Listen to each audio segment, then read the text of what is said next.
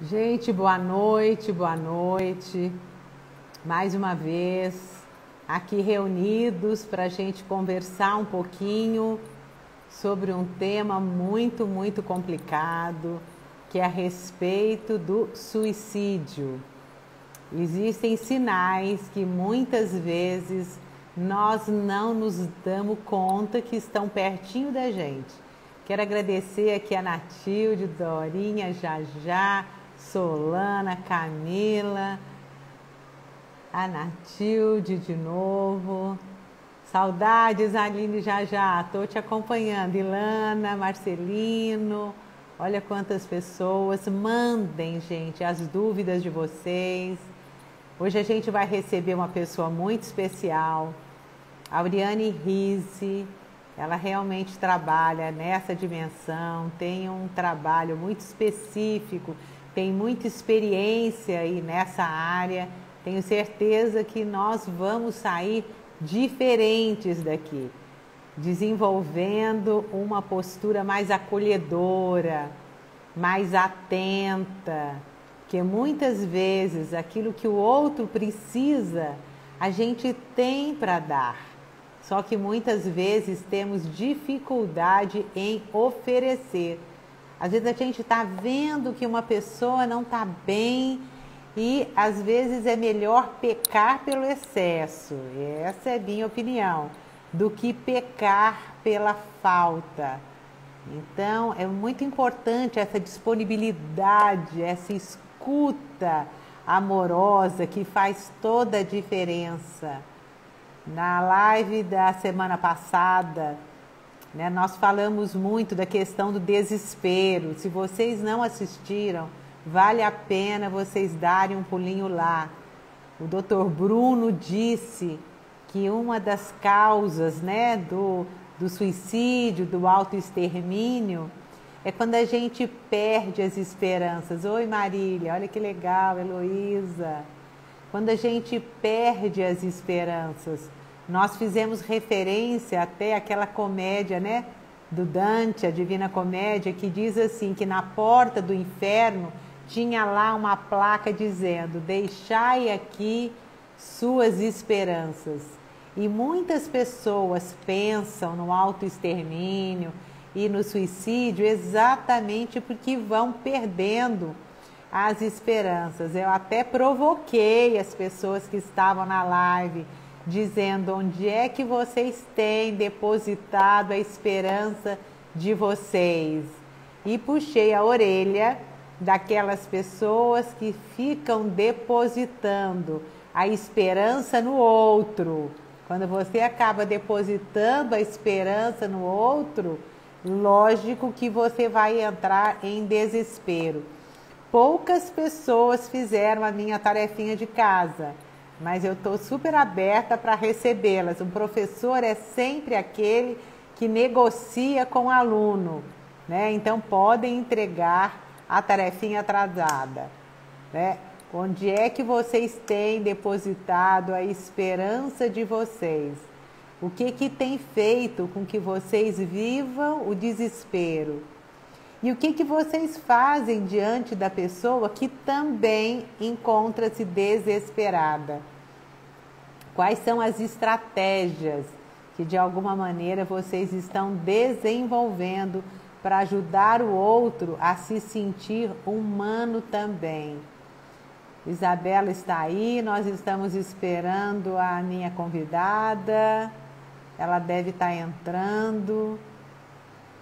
Auriane Rizzi, já estamos aqui te aguardando. Então quero saber aí quem é que tende. A Rita, olha que legal, Rejane, Natália.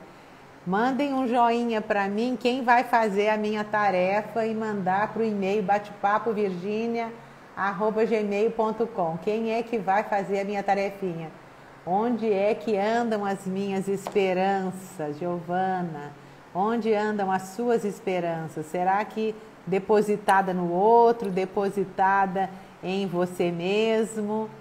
O que você faz quando você convive com pessoas que perdem a esperança? Eu postei, acho que se não me engano, hoje de manhã, que nós somos filhos do tempo, do passado, do presente e do futuro. Então, uma das formas que eu entendo que a gente não pode perder a esperança é olhar para o passado e verificar quantos obstáculos a gente já pulou. Olha para o presente, o que eu posso fazer aqui agora com aquela força que eu trago do meu passado pelos obstáculos que eu pulei. E tenho que olhar para o futuro também. Uma pessoa com esperança é uma pessoa que tem projetos de vida. Existem projetos que você faz a curto prazo, a médio prazo e a longo prazo. Mas todos esses projetos, eles vão ter que ser baseados em dados de realidade. Falei na live também e tenho tentado deixar meu recadinho diário aí para vocês. Quando vocês fazem um projeto alicerçado, né, no nada, provavelmente você vai entrar em desespero. Por quê? Porque de alguma maneira a esperança não vai acontecer, vai ficar em desesperança. A Auriane está dizendo que eu já posso chamá-la. Eu acho que ela não percebeu que eu já estou aqui online te esperando. Vou acessá-la aqui pelo computador para ver se ela percebe que já entrei. Quero que vocês aí fiquem à vontade para fazerem as perguntas. Isso mesmo, Giovana. O autoconhecimento é muito importante. E o que é o autoconhecimento? Estou dizendo aqui para ela que eu estou esperando. O autoconhecimento é conhecer o que passa na sua cabeça, o que passa no seu coração, quais são os seus sentimentos, quais são as suas sensações e como é que você tem se comportado. Não esqueçam disso. Se alguém quiser colocar aí, olha, para mim, eu faço assim com os meus alunos, eu vou pedindo para eles me ajudarem, né? Como é que eles me ajudam? Colocando, conhecer a si mesmo é conhecer pensamentos, sentimentos, sensações e os seus comportamentos. E a pessoa que se conhece mesmo, ela conhece todos os seus potenciais e dificilmente vai pensar no autoextermínio. Ela está dizendo que não veio. Você que entra. A gente testou direitinho. Então vamos ver se ela vai entrar. Quem vai escrever aí para mim? Aline, escreve para mim. Entra, ela tá aqui, entra no meu Insta.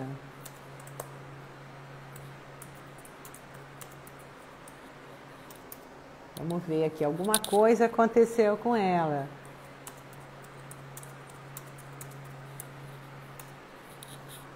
Quem vai escrever aí para mim? Conhecer a si mesmo é conhecer o que passa, né, nos seus pensamentos, nos seus sentimentos. E é muito interessante porque dentro dessa temática,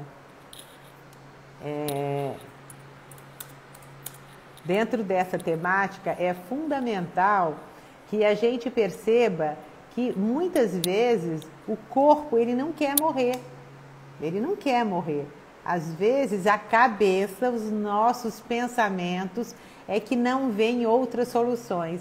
Na live da semana passada eu deixei gravada também. Ah, ela entrou agora. Ela entrou. Auriane, agora peça para participar ao vivo. Peça para participar ao vivo. Aí que tá. Ah, agora deu, olha. Agora nós vamos aqui. Isso. Agora deu certo.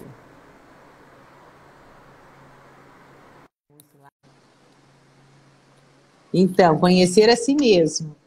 Então, o que acontece às vezes é que o corpo mesmo não quer morrer.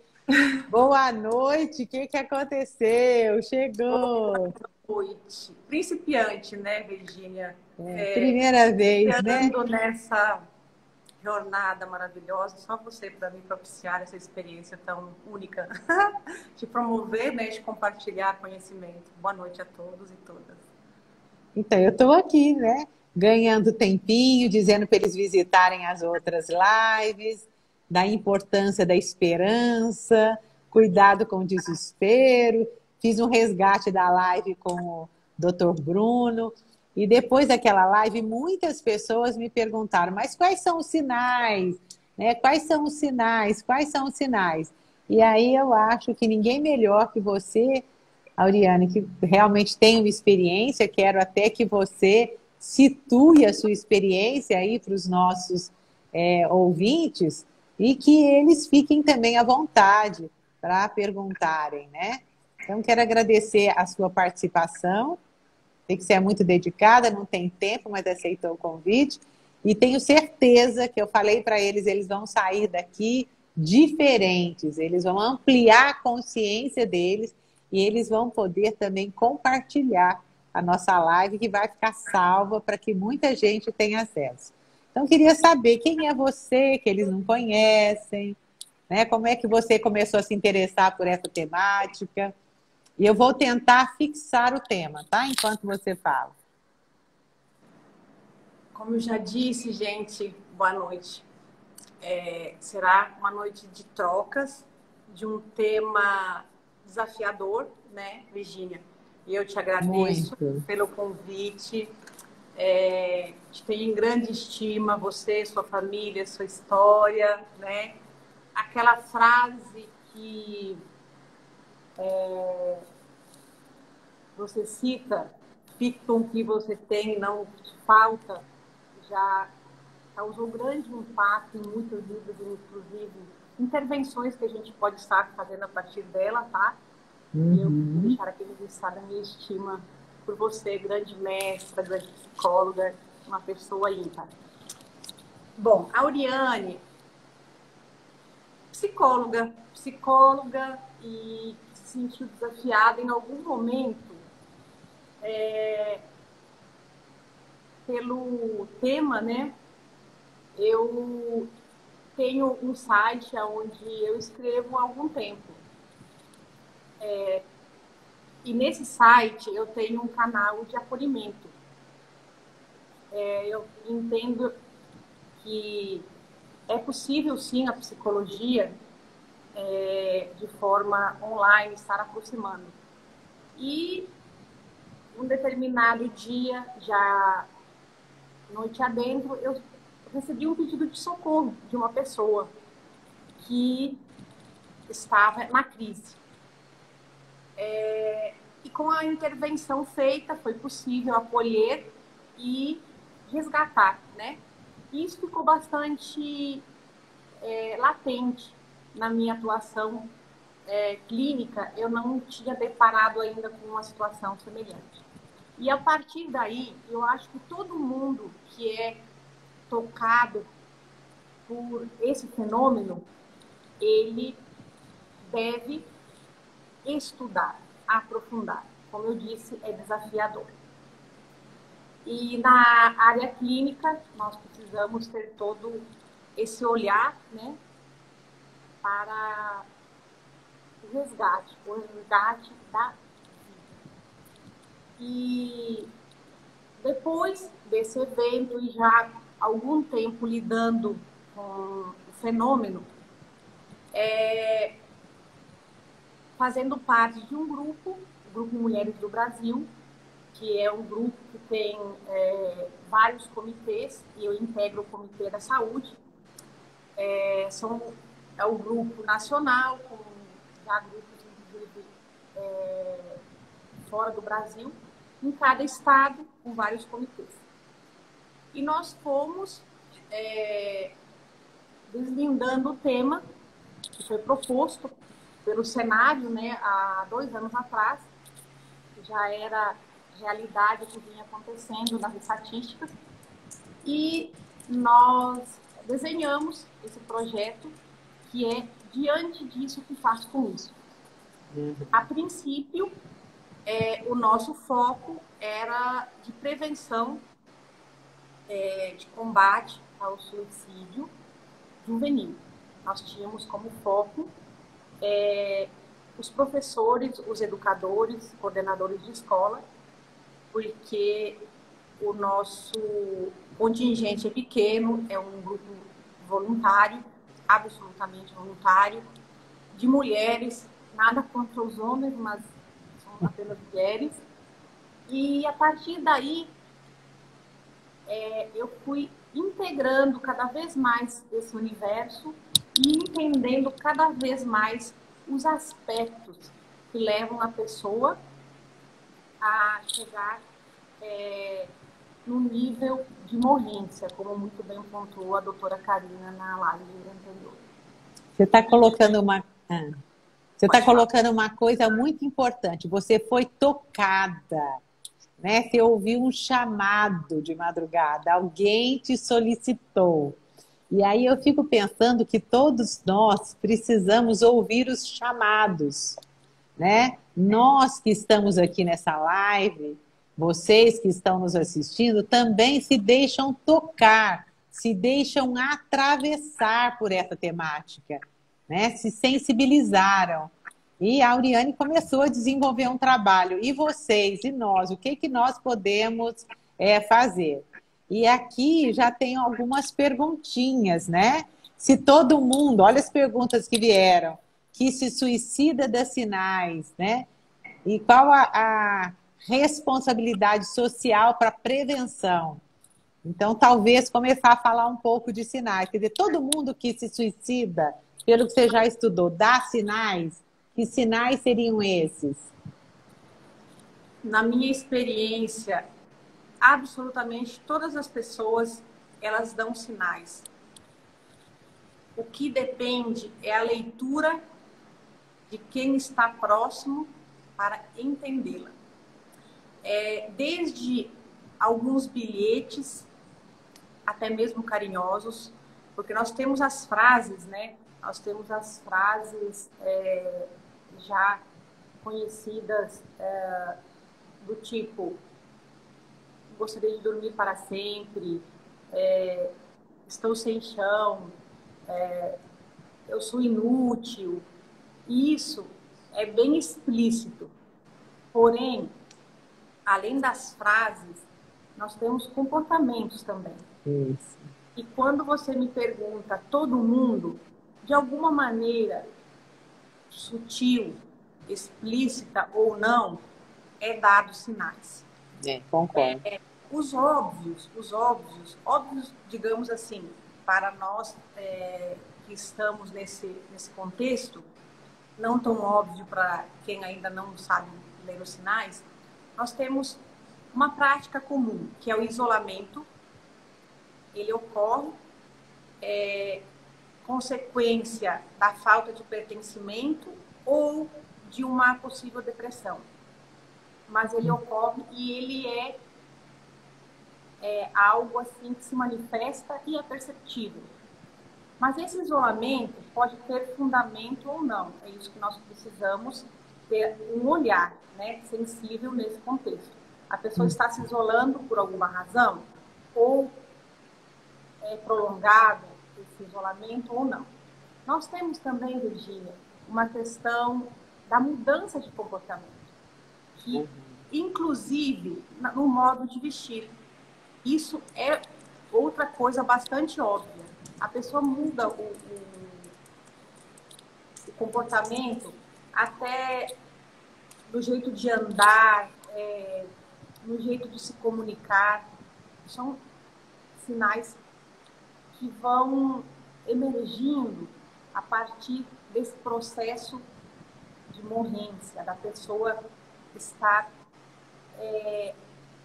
preparando todo um contexto. Por isso que eu alerto para uma circunstância que acontece, que chama muita atenção depois que a gente entra em contato com isso. Olha só, de repente, depois dessa manifestação de isolamento, tristeza, mudança de comportamento do vestuário, uma própria higiene pessoal, a vaidade, né? Não a vaidade no sentido amplo, mas a vaidade do dia a dia, do cuidado consigo mesmo.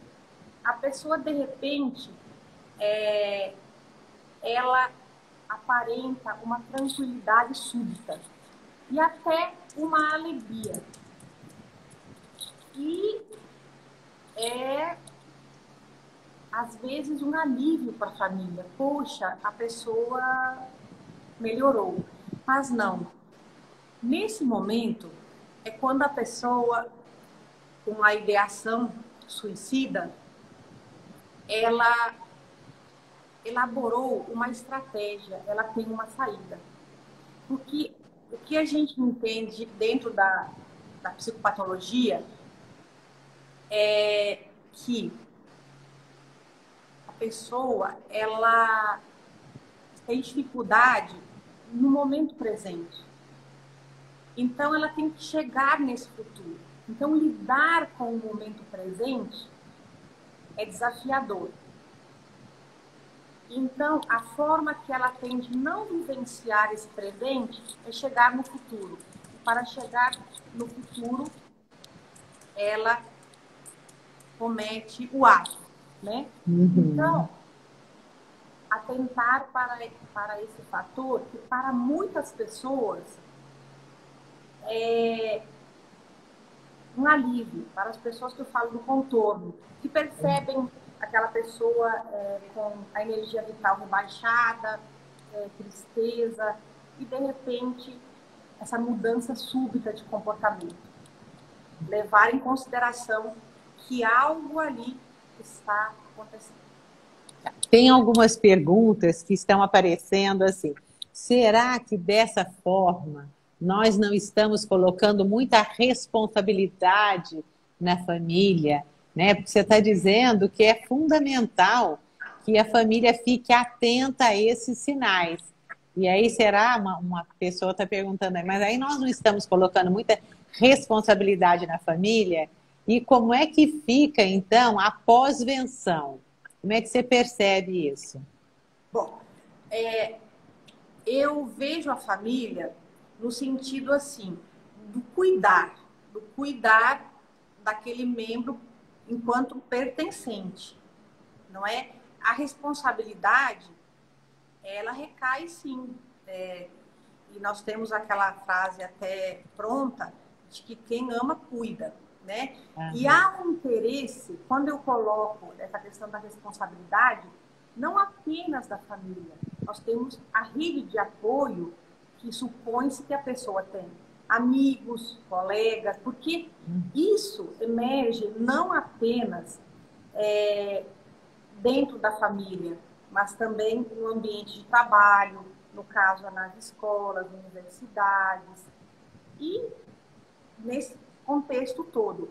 Então, a pessoa, dentro da sua rede de apoio, ela pode estar contando.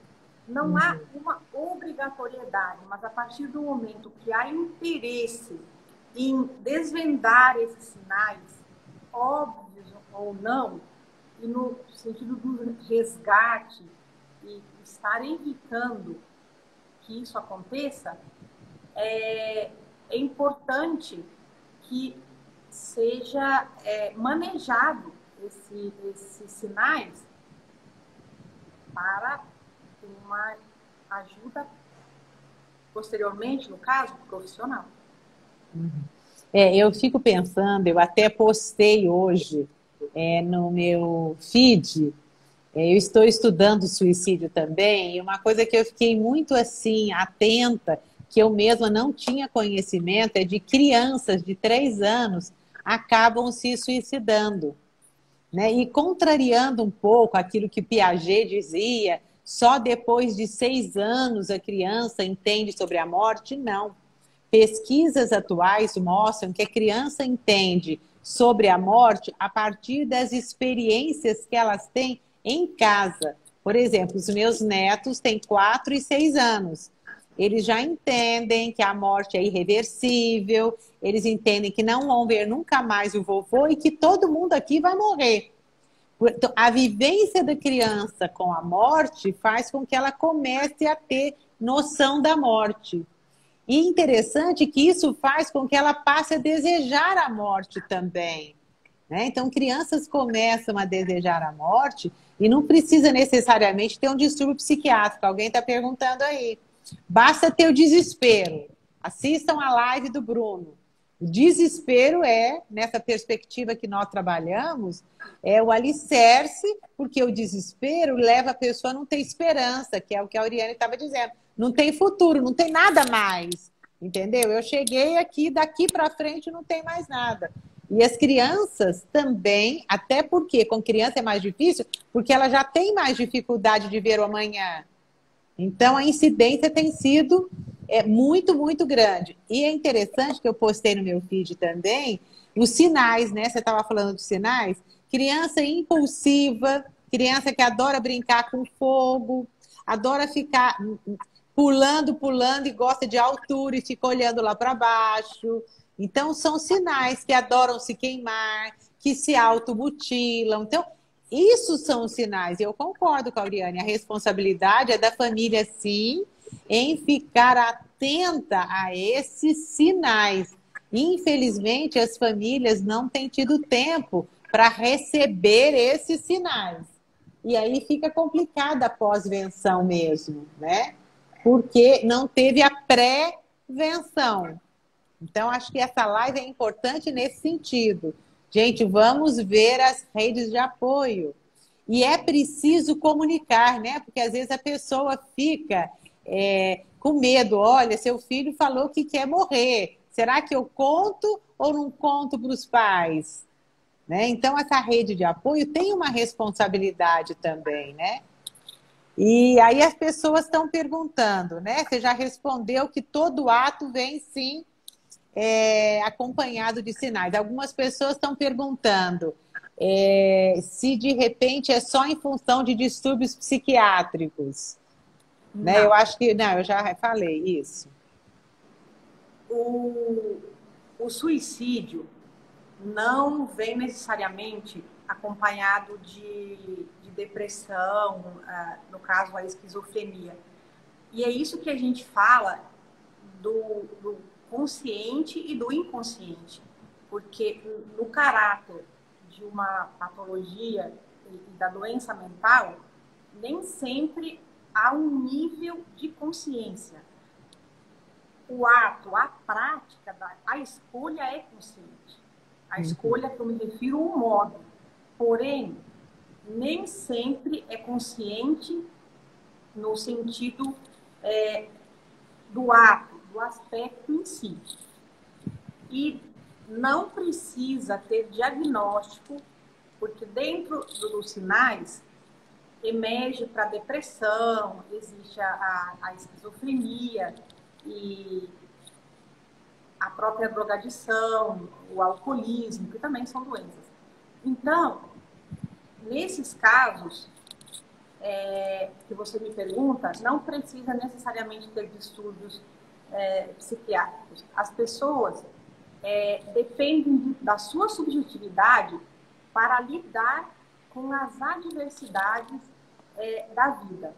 Então, cada pessoa, cada indivíduo, ele reage, né, nos fatores estressores que nós temos na nossa vida, no psicossocial, no individual, e isso tem a ver também com a questão da personalidade de cada um.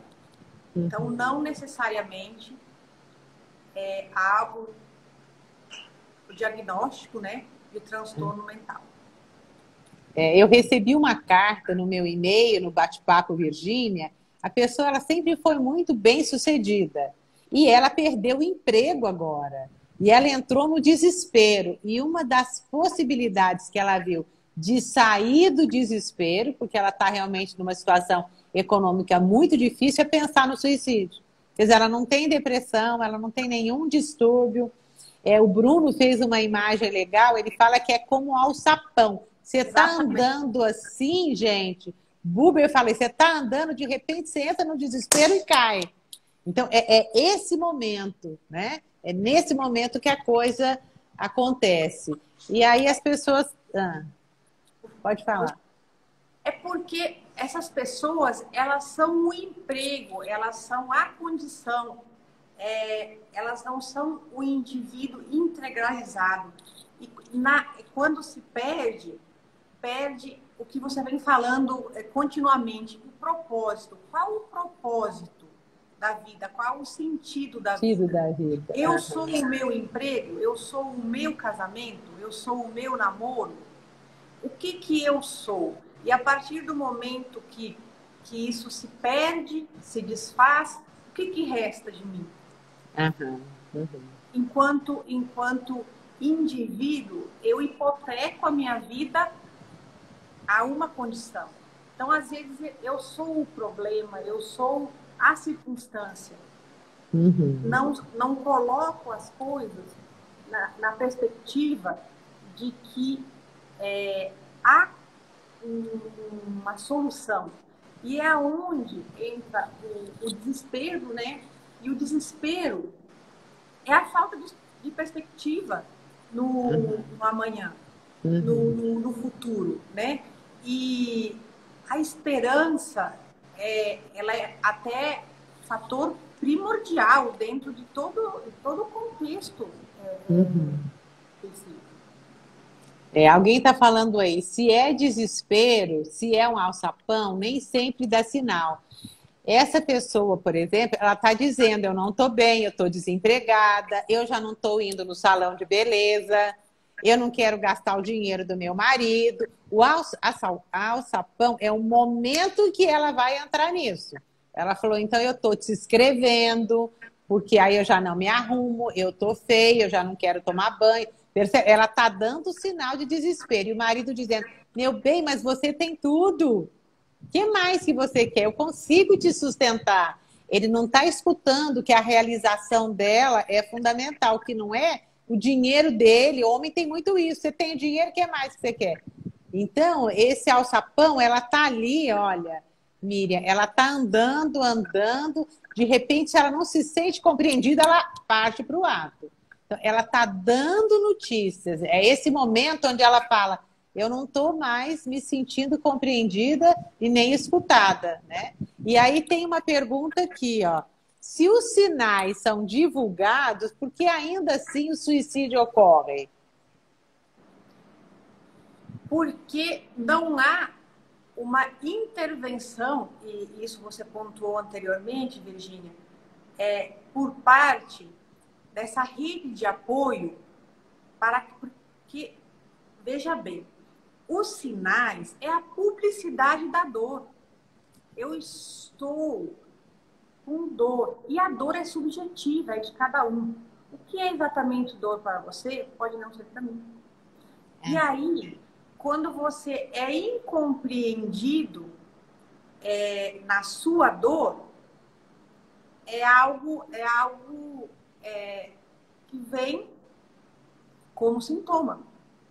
Então, falando do desespero, por exemplo, desespero é você imaginar que amanhã será como ou pior que hoje. Para a pessoa, como você cita esse caso, a perspectiva dela presente não está agradando.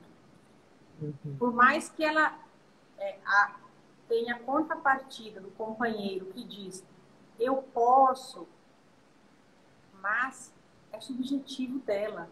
Ela assim não está sentindo.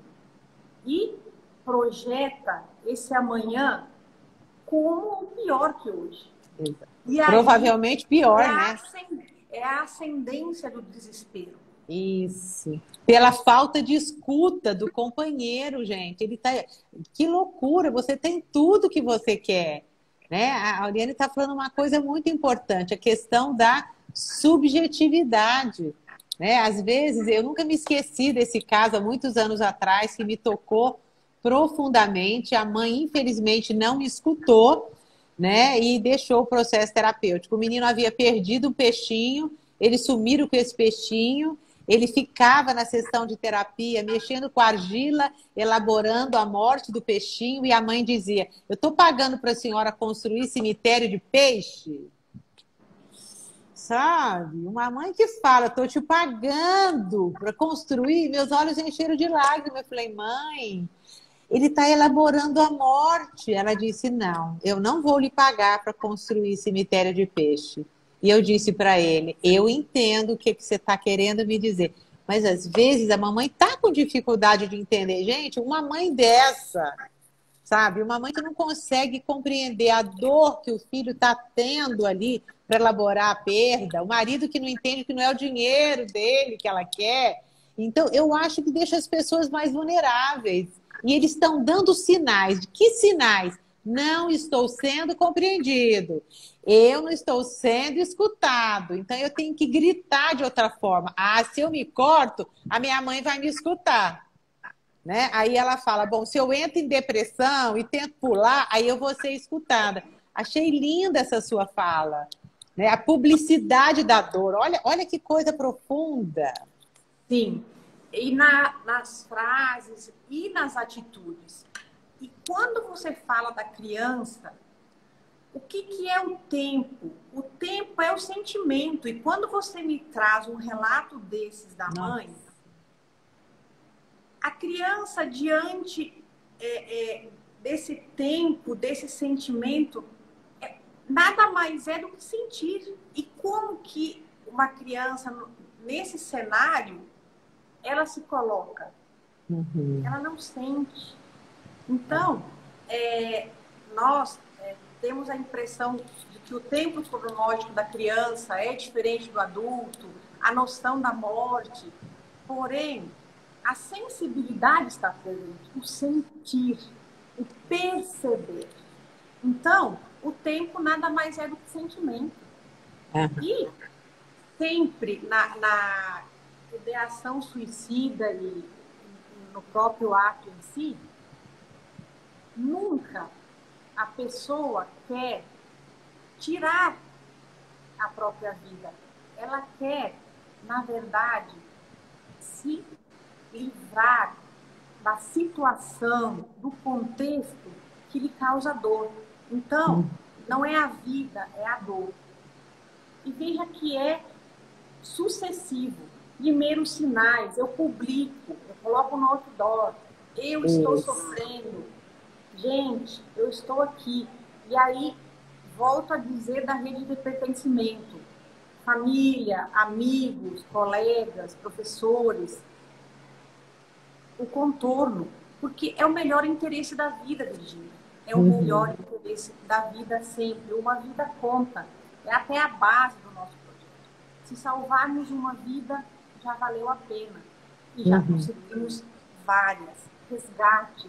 E é isso que eu digo. A família, no pertencimento, mesmo independente, mas sem deixar de pertencer, né? Há uma relação de cuidado.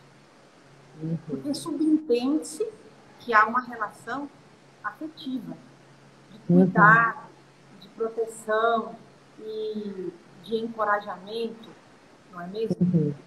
E aí, evoluindo também, mas num outro prisma que eu acho importante pontuar, no exemplo que você citou da esposa. Nós estamos, não só devido ao cenário da pandemia, mas há algum tempo já, o cenário socioeconômico, psicossocial, ele tem modificado e exige grande adaptação. E é isso uma grande dificuldade que a gente percebe nas pessoas. Até que ponto também essa questão de idealizar das expectativas, né? E aí a pessoa se frustra, não aceita e reage. Porque o ser saudável, adaptado, se recoloca. E diante dos fatores estressores que a gente vem acompanhando em decorrência de todo o cenário, e ao longo da vida isso acontece, né? A pessoa adequada, saudável, ela se recoloca. E aí, mais uma vez, eu falo das experiências subjetivas. Como eu lidei com os fatores durante a minha vida, durante a minha trajetória, diz muito quando me é apresentado outros fatores, por exemplo, término de relacionamento, a perda do emprego e situações muito comuns que levam, né, aos sinais e até as crises e culminando até no ar. Eu estou te ouvindo e estou lembrando do limiar de frustração. Essas pessoas têm um limiar de frustração muito pequenininho. E isso vem desde a infância. Nós não estamos frustrando as crianças. Então, quando eles não podem, de alguma maneira, ter o Lego, eles dão birra. Na adolescência, eles não podem, eles vão pular. Né? Então, as soluções são muito imediatas, passa perto. Né? Então, existe uma vulnerabilidade. Eu adoro a história dos 3 porquinhos. Né? Como é que a gente está construindo o alicerce emocional das crianças? Né? A gente está construindo de madeira, de palha ou de tijolinho. Frustra a criança. Tem a cadeirinha de sentar, vamos refletir, vamos aprender a lidar com o não, porque a vida vai bater, o lobo mau vai chegar. E aí eu entro em desespero. Por quê? Porque eu não tenho condições de lidar com aquela frustração, né? Tem 2 perguntas aqui, olha. Tem uma que pergunta como é que é o manejo da crise, né? Como é que, como psicoterapeuta, você trabalha essa questão, a importância desse acolhimento. Você disse que tudo começou com acolhimento. E a outra que está vindo aí da Aline, como vou elaborando meus lutos? Isso ela está só afirmando. É a maneira exatamente, Aline, como é que eu vou elaborando meus lutos? Desde que a gente sai do útero, muito bem lembrado, eu já perdi o útero, perco a chupeta, perco o peito. A vida é um eterno enlutamento. Então, é a maneira que eu vou enlutando é que vai me dando esse suporte. Mas aí perguntam aqui, é uma pergunta de uma terapeuta, como é que é esse manejo da clínica, como é que você faz, como é que você recebe, na primeira sessão, como é que é esse acolhimento aí? Virgínia, na crise, a gente fala da sessão única, né?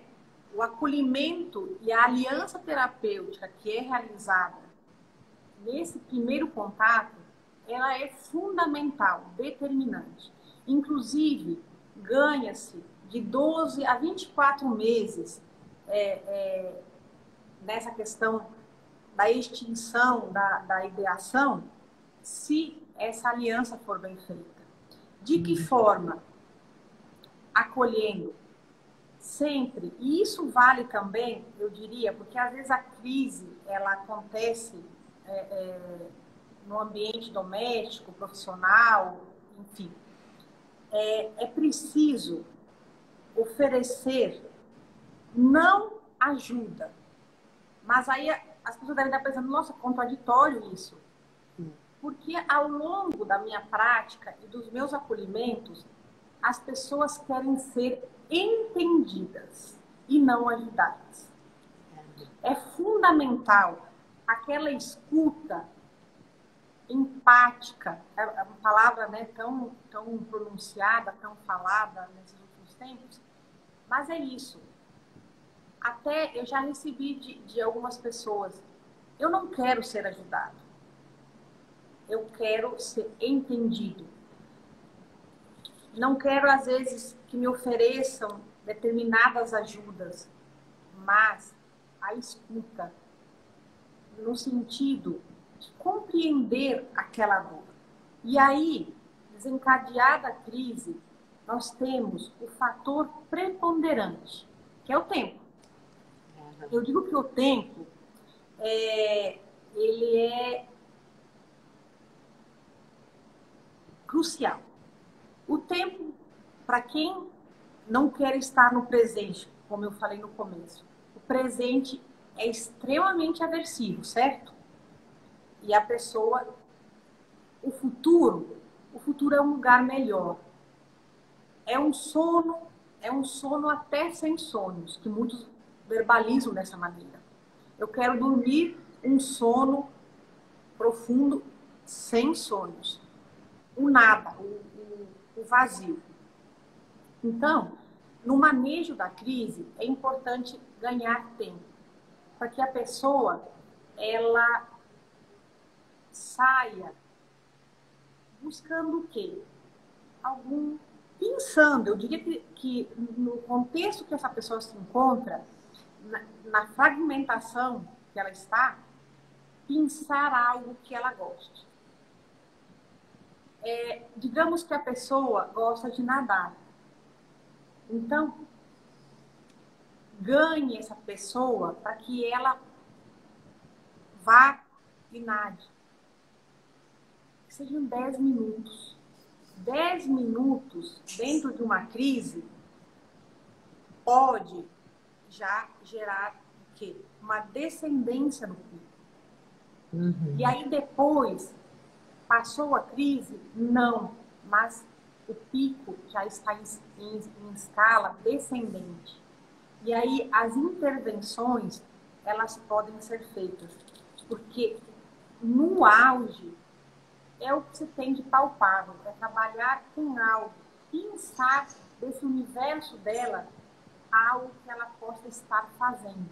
E é determinante, Virginia, porque uma vez no ambiente clínico, na sessão, aí todo o manejo é feito de acolhimento, de escuta. Uma coisa que eu costumo pontuar são os contratos, que num paciente, dentro desse contexto, é importante não colocar determinados pactos, porque ele pode estar frustrando. E a frustração, o não cumprimento desse pacto, gera um aprisionamento, porque o fracasso já é algo presente na vida dessa pessoa. E a partir do momento que você estabelece pactos que já não serão cumpridos, será mais um fracasso contabilizado. Então, trabalhar muito no vínculo e na aliança terapêutica. E também é muito importante na sessão se situar se essa pessoa ela tem ou não acesso a meios letais. Porque nesse caso, mais uma vez, é necessário acionar a rede de apoio. Porque você não vai levar o paciente para casa, não estará em tempo presencial ali no cotidiano dele, né? E com isso, aí sim, é importante que qualquer elemento que possa vir a gerar risco, ele tem que ser protegido. Então, você acolhe e depois protege. Essa questão da proteção é preciso sim contar com a sua rede de apoio. Do contrário, Virginia, eu não assumo. Não assumo porque de veras desafiador você estar com a ideação presente, uma vez sinais, crise e a pessoa exposta. É verdade. E aí alguém está perguntando, e se a pessoa está em depressão e só pensa em morrer? Olha o que a Oriane falou, a gente tem que compreender, não é falar para essa pessoa, não adianta se matar, não é isso que a pessoa está querendo ouvir. Olha isso, olha aquilo, não. Né? A pessoa está em depressão e só está pensando em morrer. E eu posso perguntar para ela, o que você quer que morra? Olha que interessante. Tem coisas que eu também quero que morra. Eu também quero que a minha dor morra. Percebe? Existe uma intersubjetividade. O paciente precisa entender que você também tem a sua dor e que você também queria morrer e matar essa dor. Então, matar a dor é diferente de se matar. Né? Eu acho que a gente tem que separar o joio do trigo. E vamos anotar com ele. Eu quero que morra isso, eu quero que morra aquilo. Nossa, eu também acho que tem todo o direito de querer que essa dor morra. E como é que nós podemos fazer para essa dor morrer? Aí você abre o leque de possibilidades. Existe um termo na psicologia que chama confirmação. Confirma. Tem hora que dá vontade mesmo, porque a gente não vê outra possibilidade. É o que está acontecendo com você nesse momento. Mas você está vivo e eu estou interessada em saber o que você quer matar. Olha, você abre, porque você amplia a capacidade de reflexão. E alguém está dizendo que a rede de apoio também precisa de apoio, né, Oriane? E aí? Sim. A psicóloga precisa de apoio, porque nós também vivenciamos situações. Essas situações de risco extremo coloca todo mundo nesse contexto de apoio mútuo. Inclusive, é uma proposta que eu falo há algum tempo dos próprios psicólogos. Já existem, eu vejo muito isso em São Paulo, inclusive a doutora Karina, de promover isso aqui, porque quem lida com o risco extremo, com essas situações, precisa de apoio, como a rede de apoio, mas estando a um nível mais consciente, é possível que busque. Nós temos várias formas de buscar, Virginia. Não é o seu projeto, não é isso? Que nós estamos terminando o nosso tempo. O seu projeto não é exatamente isso? Diante disso, o que faço com isso? E existem vários que depois a gente pode estar encaminhando para essas pessoas. Hoje é um tema que vem sendo desmistificado, falado, colocado à disposição das pessoas vários programas, projetos, para que haja apoio para todos os envolvidos. E, Virgínia, uma coisa interessante que quando você fala do que deve morrer, penso que a maioria já tenha pensado em algum momento, e isso não torna a pessoa uma suicida, porque o que a gente quer, repito, e faço um link lá no começo, nós queremos matar a situação, o que nos causa o desconforto e a dor. E a gente já quis matar várias vezes. E o que nos vem no primeiro momento é aquilo, o presente está insuportável. Então, não quero o presente, eu vou chegar no futuro de uma outra forma. A outra forma, morrendo. E é isso que, às vezes, a gente tem que ter muito claro. E teve uma pergunta que eu acho importante responder de uma mãe, assim, do grupo de apoio, que não consegue ter acesso. Eu costumo dizer que é necessário fazer a pergunta difícil. Não consegue ter acesso à filha, né? Foi o que apareceu no meu Instagram. Isso. Eu quero falar com a minha filha e não consigo. Como que eu falo com ela? Foi legal essa pergunta. E é o que eu digo. Poucas vezes eu uso o termo difícil, eu gosto do termo desafiador. Mas, nesse caso, eu faço questão de adotar. É preciso fazer a pergunta difícil. Quando você percebe alguém, dentro de todo o contexto que eu consegui elencar aqui no tempo que nós tivemos, dentro dos sinais da crise e da possibilidade de atendimento, de apoio, faça a pergunta difícil. A pergunta difícil é: você está querendo tirar a própria vida? Isso. É óbvio. Quando vem a questão do ajudar e entender, a partir dessa pergunta, abre-se um leque de possibilidades. É a pergunta difícil de ser feita, mas necessária a partir da identificação. E no caso de quem quer, né, se envolver nesse contexto, quem quer ajudar a pessoa que está próxima. Isso serve para todas as pessoas da rede de apoio. Um colega de trabalho, um colega de escola, a um nível, né, bem contextualizado, eu diria. Você vai chegar na pessoa e perguntar, você quer se matar, né? Obviamente, tem que estar contextualizado. Tá, nós temos só 6 minutinhos. A Maia está dizendo que no consultório ela vê isso, a pessoa quer matar a dor, né? E alguém perguntou também, fez uma pergunta muito interessante. E quando a pessoa se sente culpada? Gente, culpa é um sentimento maravilhoso, né? Que bom, ela está dizendo que ela poderia ter visto alguma coisa e não viu.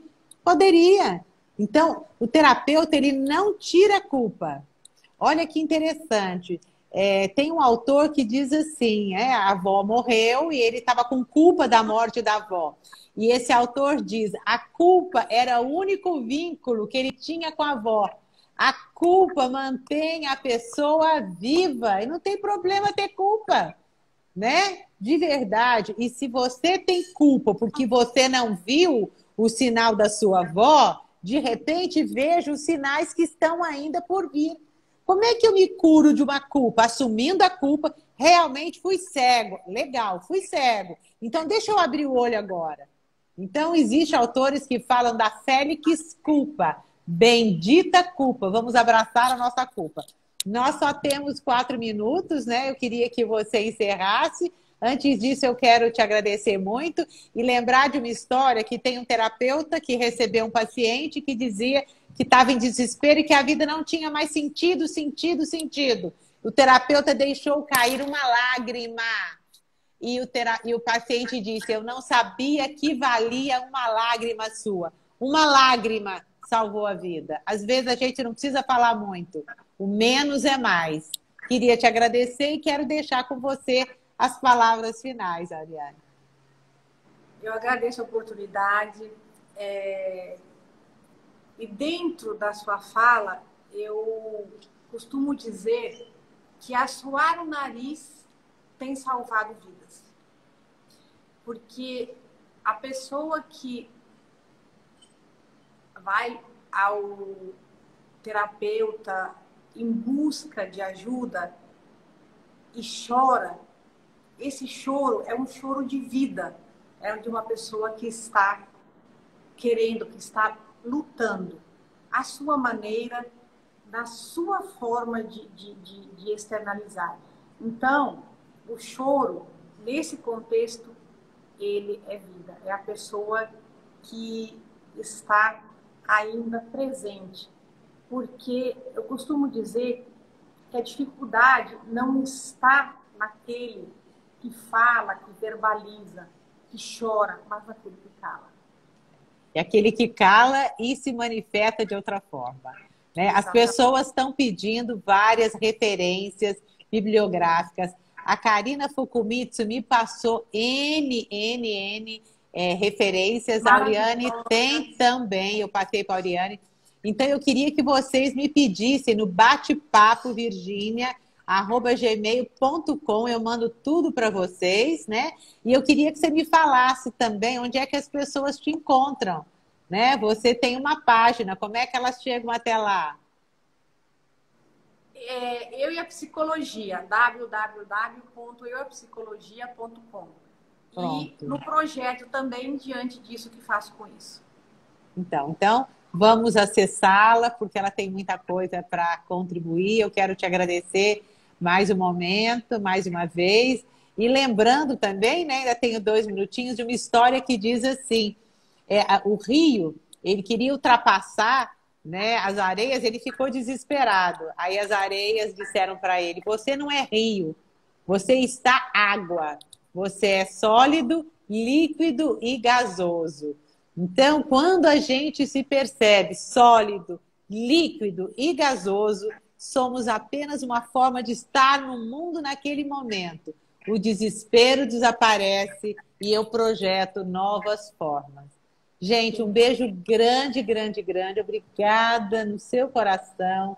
Você sabe do nosso amor, né? Que tem raízes aí profundíssimas, de madrugadas na Grécia, né? Fomos parceira no quarto na Grécia e foi lá que a gente realmente fundou essa amizade que já devia existir de outras encarnações, né? Beijos grandes, eu quero que vocês compartilhem essa live, que tenho certeza que tem ajudado muito. Marília, nossa companheira de viagem, está firme aí, né? Querida, um beijo. Beijos, beijo grande para vocês, gente. Obrigada mais uma vez, viu?